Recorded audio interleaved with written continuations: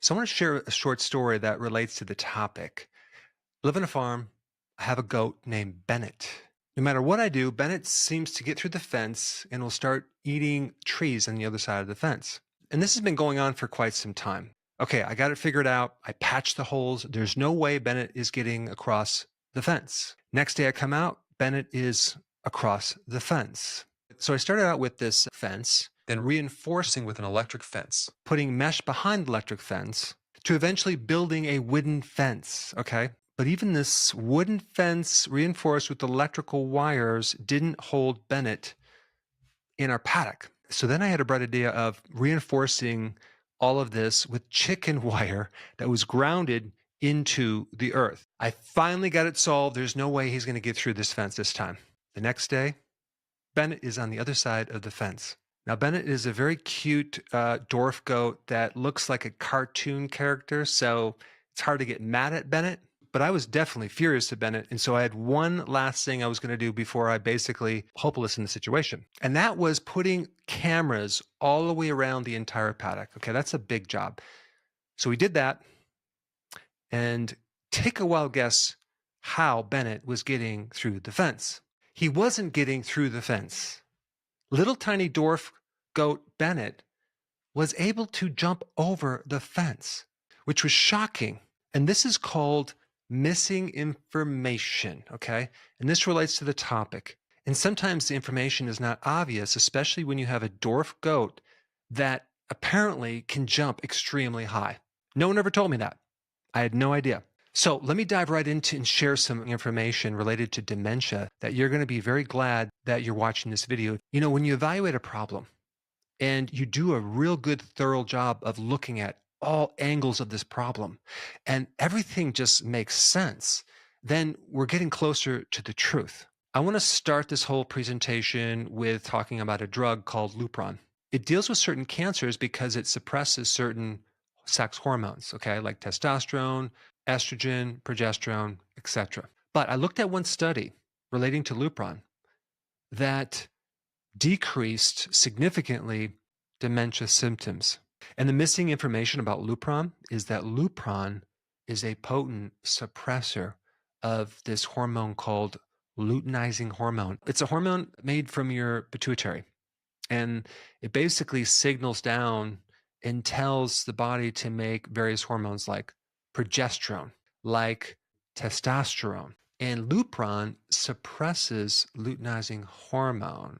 As men get older, luteinizing hormone goes up. I'm talking about 1,000% higher than when you were younger. If there's some type of blockage or a lack of a hormone down in the ovaries or testicle, okay, then the pituitary is going to start to really increase this luteinizing hormone. And really what happens is as you get older, you lose the function of the testicles and the ovaries. But we're going to just kind of hyper focus on this luteinizing hormone right now because of this missing piece. It's involved in age-related cognitive decline, neuroinflammation, inflammation of the nerve cells, and synaptic dysfunction. Those are little, the little connections between the nerves. They start to malfunction.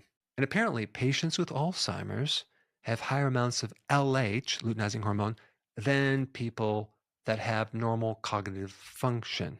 Now let's talk about progesterone, okay? Because progesterone significantly tanks when you have high levels of luteinizing hormone. Apparently, progesterone is a very powerful neurosteroid.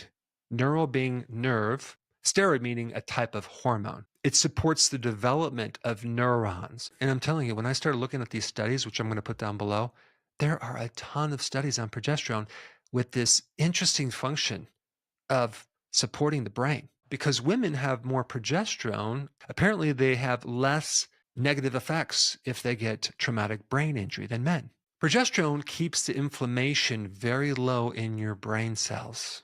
Progesterone enhances serotonin, and they have found that when this happens, there's less addictive behaviors like gambling and taking drugs like cocaine. People that have more addictions apparently have lower amounts of progesterone. Interesting. Progesterone prevents apoptosis, which is a self-destructive thing that occurs in a nerve cell or a cell in general. If there's some damage in the cell, it commits suicide. So progesterone prevents that. Progesterone even decreases blood-brain barrier leakage.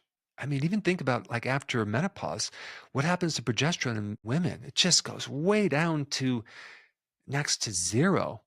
In men, it might occur a little bit later, like in their 70s, for example. So now the question, is there something fairly natural that can help suppress luteinizing hormone? And the answer is yes.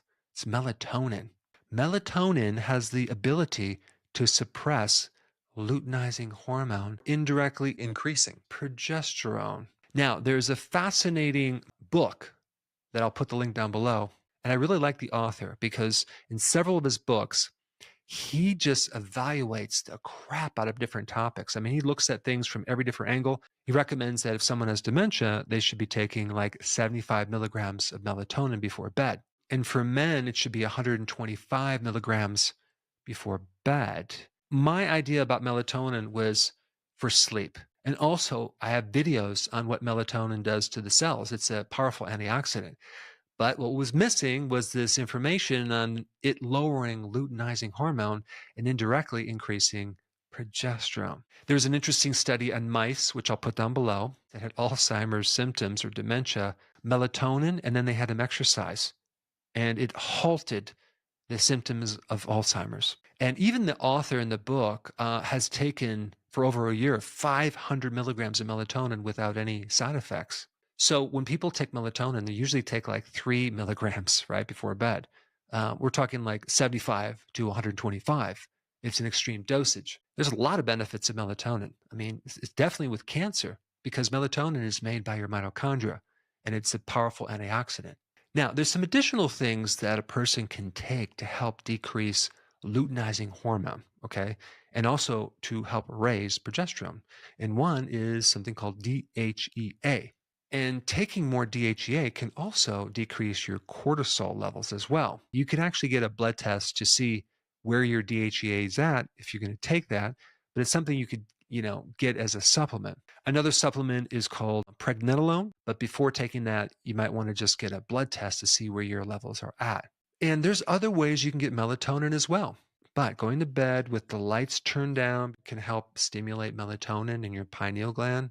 But 95% of your melatonin can be gotten from the sun, okay? And I'm talking about a certain frequency or energy of the sun called infrared. Most of the UV radiation is in the middle of the day, but not in the early morning or the late night. That's when you get infrared without all of the ultraviolet. And it goes right into your body. It'll go through your clothes. So one time I was out in the woods and I have this device that can measure different frequencies of light from the sun, right?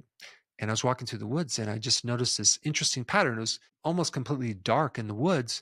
How is this certain pattern of light penetrating? Same thing happens when we sit in front of the fireplace or a campfire. It's going to increase and enhance our melatonin. And also, if you want to learn about the early signs of dementia, and if you haven't seen this video, I think I had like 11 million views. I'll put it up right here. Check it out.